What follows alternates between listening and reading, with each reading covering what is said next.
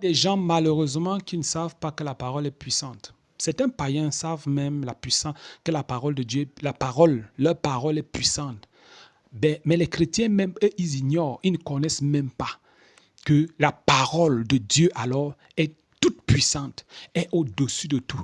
Et tu dois savoir que quand tu donnes ta vie au Seigneur Jésus, même tes paroles sont très puissantes. Je dis bien très puissantes. Jésus nous a montré cela en maudissant le figuier. Il a parlé seulement au figuier et le figuier a séché.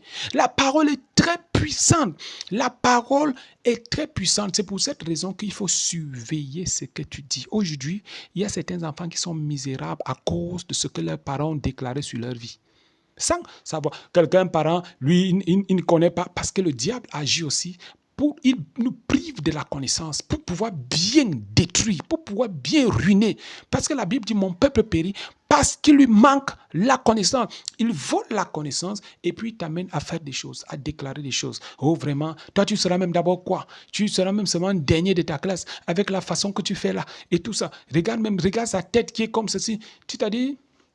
Tu vois, lorsque tu déclares des choses comme ça, il faut savoir plus tard que tu vas manger ce que tu déclares là. Tu vas manger ce que tu déclares. Ça va accoucher ce que tu déclares. Ce que tu déclares va prendre corps, ça va prendre vie. Parce que la parole crée. La parole crée. La Bible dit au commencement, Dieu créa. Ce n'est pas la parole que Dieu a créée. Lorsque je commence à déclarer seulement les mauvaises choses, je dis souvent à l'église que si je veux que toutes mes choristes soient, elles portent le cabas jusqu'à ce que ça traîne même à 2 km, elles vont porter. Parce que c'est ça que moi je vais déclarer dans la prière. Je vais déclarer, ça va arriver. Lorsque tu déclares, la Bible dit, la mort et la vie sont au pouvoir de la langue. Quiconque l'aime en mangera ses fruits. Si tu déclares les mauvaises choses, tu vas manger les fruits des mauvaises choses. Oh vraiment, ma vie c'est quoi? Ma vie n'a pas de sens. Je vois que je vais mourir célibataire. Je vois que vraiment, c'est comme si je ne vais plus accoucher. Vraiment, tu commences à déclarer des choses. C'est-à-dire, tu ne fais pas du mal à quelqu'un d'autre, c'est à toi-même. Ça crée des fissures qui plus tard vont se retourner contre toi.